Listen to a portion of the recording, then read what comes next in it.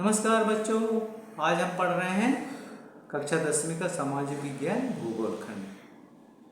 तो आइए अब आज पढ़ते हैं इस वीडियो में भूमि के निम्नीकरण। भूमि के निम्नीकरण का मतलब भूमि ऊपर से नीचे की तरफ दब रही है। पहले के स्तर से जमीन नीचा हो रहा है, उसका समस्या क्या है उस पर एक लेख लिखना है।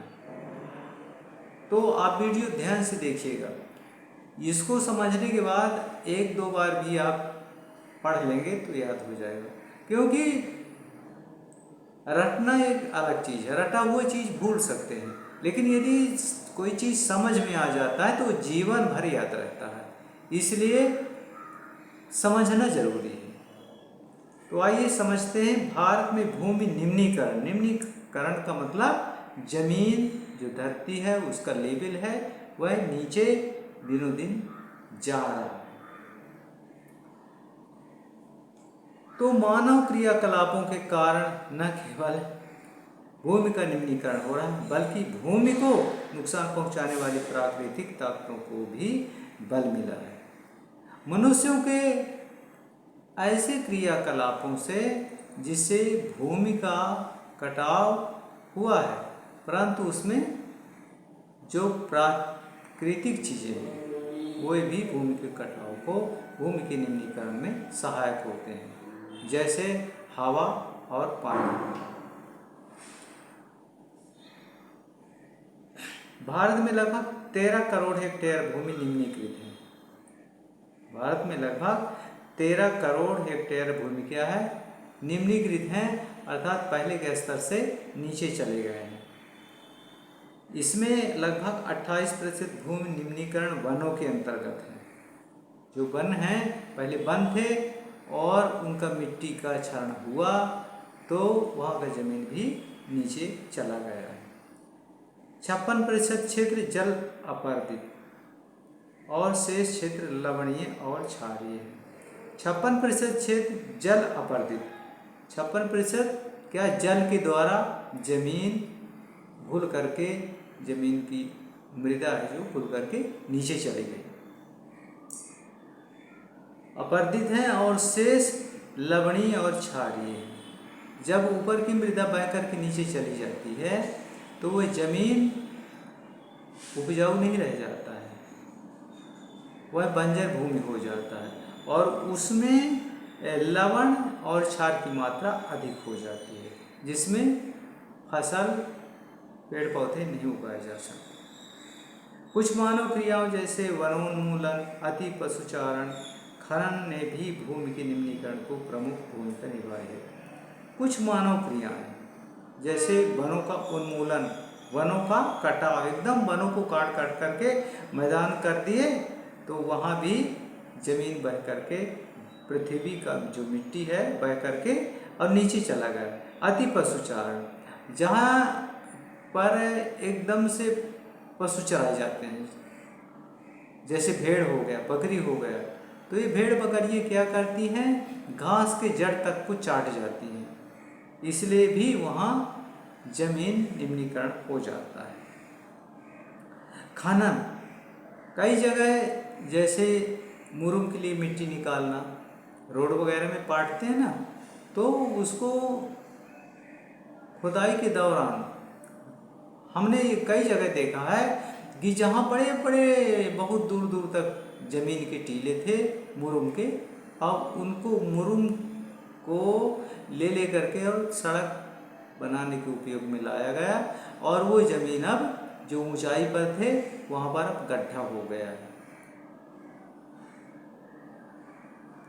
तो खनन के उपरांत खदानों वाले स्थानों को गहरी खाइयों और मलबे के साथ खुला छोड़ दिया जाता है, और जब उन मिट्टियों को निकाल लिया जाता है तो फालतू मिट्टी जो रहता है वहाँ मलबा छोड़ दिया जाता है, पत्थर छोड़ दिए जाते हैं और अपने काम की चीज़ निकाल करके चले जाते हैं। इससे भी भूमि का निम्नीकरण हुआ है।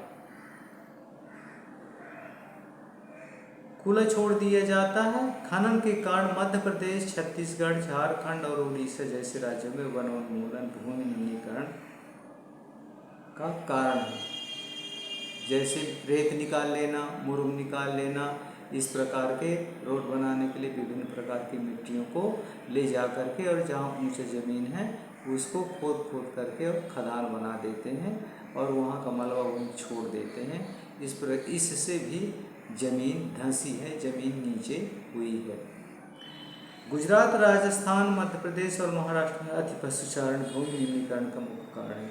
गुजरात और राजस्थान तो मध्य प्रदेश, महाराष्ट्र, ये 4 राज्यों में जो भूमि का निम्नीकरण हुआ है वो पशुचारण के कारण भी हुआ है। और कई जगह भूमि निम्नीकरण का कारण क्या है? कालरी की खदान, अंडरग्राउंड जो कालरियाँ होती हैं तो नीचे का कोयला निकाल लिया जाता है। 2-4 किलोमीटर, 10 किलोमीटर, 20 किलोमीटर तक का कोयला निकाल लिया जाता है। फिर उसके बाद उस कालरी को बंद कर दिया जाता है और कभी भूकंप के झटके आते हैं तो वो ज़मीन धंस जाता है। तो वहाँ पर भी भूमि का निम्नीकरण हो जाता है। ये आपकी किताब में नहीं है लेकिन मैं वास्तविक बात बता रहा हूँ, क्योंकि मैं मध्य प्रदेश का हूँ। मध्य प्रदेश में बहुत सारी कोयले की खदानें हैं और इस प्रकार देखने को मिलता है।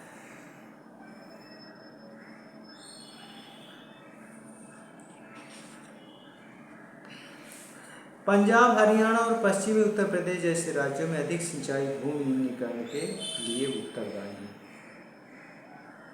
पंजाब और हरियाणा, उत्तर भारत में, वहाँ नहर से सिंचाई किया जाता है। नहर का पानी तेज होता है। अत्यधिक पानी के बहाव के कारण भी खेत का पानी दूसरे खेत में ढलान की ओर बहते जाता है। इस प्रकार से भी पंजाब, हरियाणा और उत्तर भारत में सिंचाई के कारण भी भूमि का निम्नीकरण हुआ, जिससे मृदा में लवणीयता और क्षारीयता बढ़ जाती है। बार बार सिंचाई करने से और तेज धार से सिंचाई करने से खेत का पोषक तत्व बह करके नीचे चला जाता है। 7वां है खनिज प्रक्रिया, जैसे सीमेंट उद्योग में चूना पत्थर को पीसना और मृदा बर्तन उपयोग में खड़िया मृदा और सेल खड़ी के प्रयोग से बहुत अधिक मात्रा में वायुमंडल में धूल विसर्जित हो जाती है और इसकी परत भूमि पर जम जाती तो मृदा की जल सोखने की प्रक्रिया अवरुद्ध हो जाती है। तो कई जगह खनिज, खान या खदान, कोई भी धातु पदार्थ है, कोई भी कोयले का है, पत्थर का है, चूने का पत्थर का है, जैसे सीमेंट का पत्थर है, तो या मृदा बर्तन उद्योग में जो चूना खड़िया मृदा वो होता है, सेल खड़ी के प्रयोग से भी बहुत अधिक मात्रा में वायुमंडल में क्या होता है? धूल उड़ता है और वो उड़ करके जमीन पर इतना मोटा परत बना लेता है कि जिससे पानी बरसता है तो वो धरती उस डस्ट के कारण, उस धूल के कारण, उस परत के कारण जमीन के अंदर नहीं जा पाता,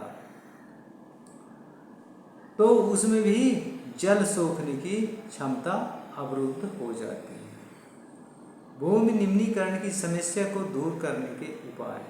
भूमि निम्नीकरण की समस्याओं को सुलझाने के कई उपाय हैं। क्या है? वहाँ पर अधिक से अधिक पेड़ पौधों को लगाना, वनारोपण और चारागाहों का उचित प्रबंधन। वहाँ एकदम से खेती न करके बीच बीच में चारागाह तैयार किए जाए, कुछ हद तक मदद कर सकते हैं। पेड़ों की रक्षक मेखला, पशुचारण, पेड़ों को इस ढंग से भी लगाया जा सकता है कतार से कतार, ताकि भूमि का कटाव रोका जा सके, भूमि क्षरण रोका जा सके। पशुचारण नियंत्रण, और जहाँ भेड़ बकरी जैसे बहुत मात्रा में चाई जाती हैं तो एकदम से या लगातार वहाँ नहीं चराना चाहिए। नियंत्रण और रेतीली टीलों को कांटेदार झाड़ियाँ लगाकर स्थिर बनाने की प्रक्रिया से भी भूमि कटाव को रोकथाम। तो जहाँ पर रेतीली भूमि है वहाँ पर कटीली झाड़ियाँ लगाना चाहिए जो वहाँ उपज सकती है। जैसे बबूल है तो रेगिस्तान में लगा दी, बंजर भूमि में लगा दी, कहीं भी लगा दीजिए वह उग जाता है। बांस हो गया, तो इस प्रकार के पौधों को लगा करके और भूमि के निम्नीकरण को रोका जा सकता है।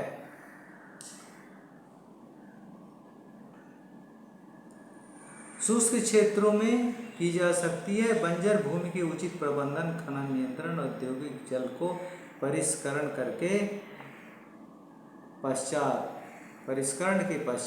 विसर्जित करके जल और भूमि प्रदूषण को कम किया जा सकता है। तो जहाँ बंजर भूमि है उचित प्रबंधन, वहाँ उचित प्रबंधन करना चाहिए।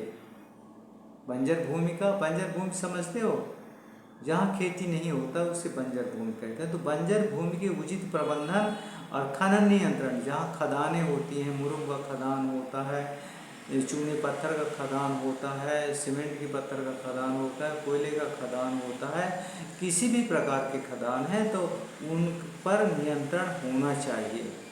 औद्योगिक जल को परिष्कृत के पश्चात और जो फैक्ट्रियों के जो जल हैं उनको परिष्कृत करने के बाद रेगिस्तान जैसे रेतीली जमीनों में, रेतीली भूमि में सिंचाई करके और भूमि प्रदूषण को कम किया जा सकता है। तो इस प्रकार हो गया भूमि निम्नीकरण के समस्या का कारण और उपाय। वीडियो देखने के लिए बहुत बहुत धन्यवाद। वीडियो पसंद आए, समझ में आए तो लाइक कमेंट अवश्य करिए। Thank you.